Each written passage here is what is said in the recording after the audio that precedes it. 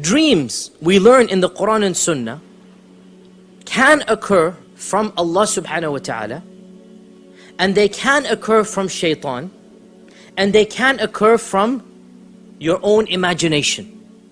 So dreams fall into three categories. Dreams can occur from Allah, and this type occurs to the prophets. They don't get the other two. It occurs to the prophets. The only type of dreams that the prophets have are from Allah. Allah has protected their dreams from shaitan, and Allah has protected their dreams from their own imagination. And therefore, every time a prophet sees a dream, it is wahi, it is inspiration from Allah. Every time a prophet sees a dream, it is wahi from Allah. And we've already seen this in the family of Ibrahim before. What happens with Ibrahim alayhi salam? He sees a dream about Ismail, that he is sacrificing him. Inni ara fil manami anni adbahuk. I see in my dream that I will sacrifice you. So the Prophet Ibrahim has already told us the reality of dreams. Now his great-grandson, Yusuf, sees a dream. So dreams are something related to the prophets of Allah. But they are not only related to the prophets. It is possible that people who are not prophets also get these types of dreams. In one hadith in Tirmidhi, the Prophet ﷺ said, "Lam yabqa min al-nubuwati illa al-mubashirat." Nothing has been left of nubuwah other than mubashirat. What are mubashirat? He was asked, what is a mubashir, ya Rasulullah? So he said, a ru'ya, a dream that you see. Either you or somebody else sees you in it. You see yourself in it, or somebody else sees you in it. He comes and tells you, Akhi, I saw you in a dream, and this is what I saw. This is a mubashir. What does mubashir mean? It means good news. Good news. So from this we learn that the dreams that Allah blesses a person with always have something positive. There's a positive message in what Allah tells you in your dreams. Now, to talk about dreams a little bit more, we said dreams are of three types. Number one, dreams of your imagination. In Arabic, this is called hadithun nafs. Comes from your imagination. So for example, one of us is wanting a very fancy car. You want to buy the latest model of the Jaguar or the Mercedes or something, right? You're thinking about it, daydreaming, you go to sleep, lo and behold, you're driving that car. Okay?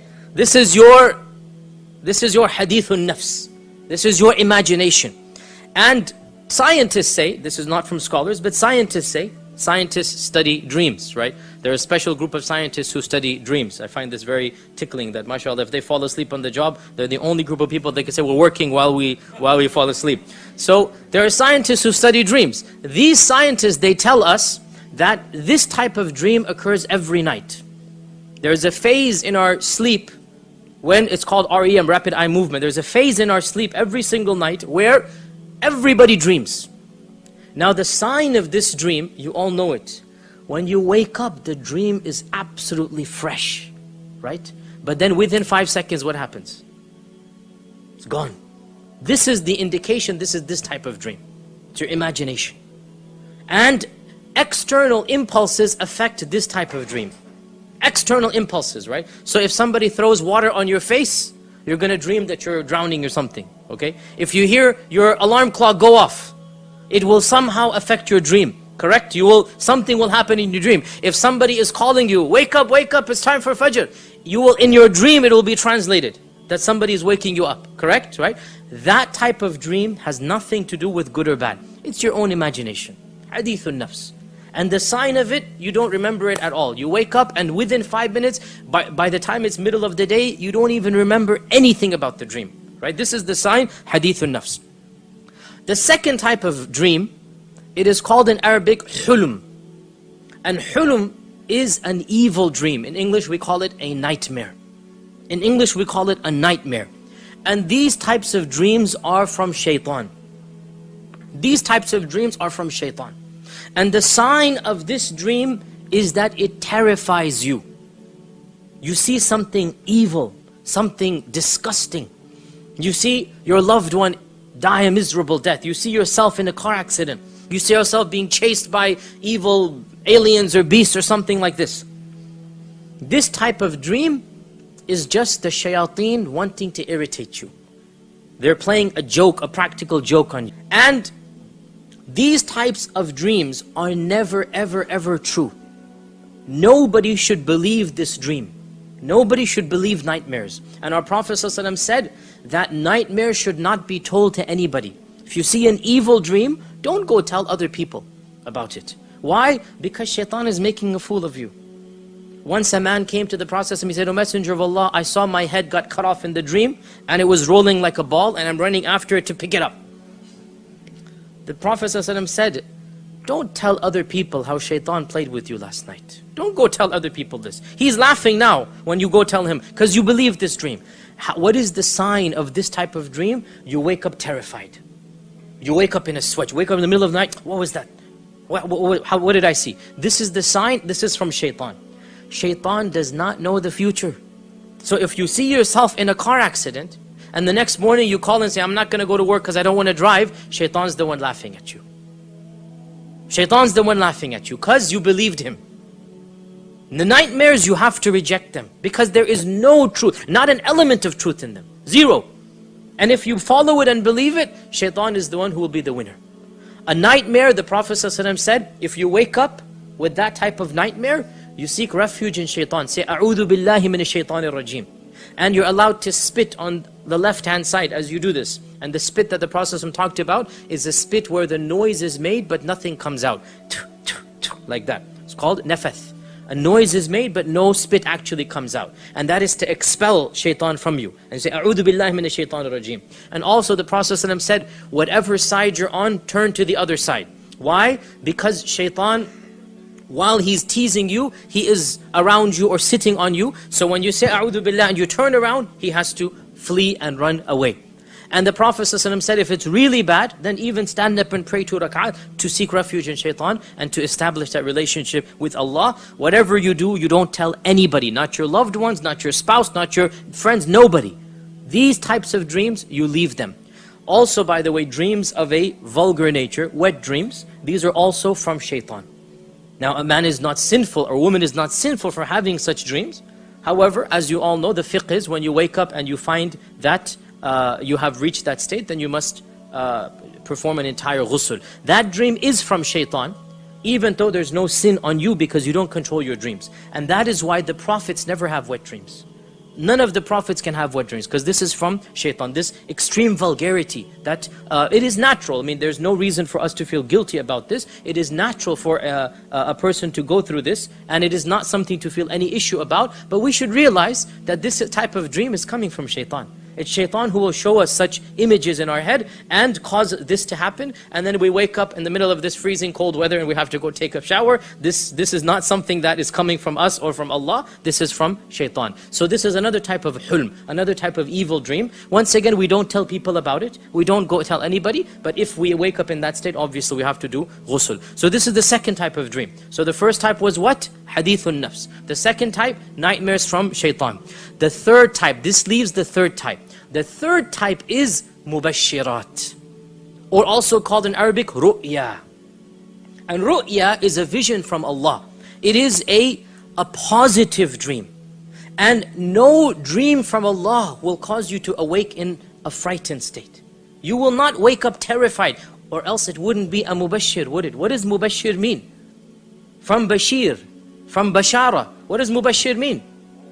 Glad tidings, good news, right? Something optimistic. Or even if it's not positive, it will be a factual statement. It will be something true and not something terrifying. Now, what is the sign of this type of dream? You will wake up remembering the dream vividly. So it's not hadithun nafs. And you will wake up not in a terrified state. When these two conditions are met, it is very possible, very likely that it is a mubashir. Sometimes you wake up in a positive state because you saw something positive. And sometimes you wake up in a neutral state. You're not scared and you're not happy, but you might be confused. What did I see? But you're never going to wake up terrified. If you wake up terrified, it's not from Allah. It's from shaitan. Now, dreams from Allah are one of two types. Dreams from Allah are one of two types. The first of them, which is less common,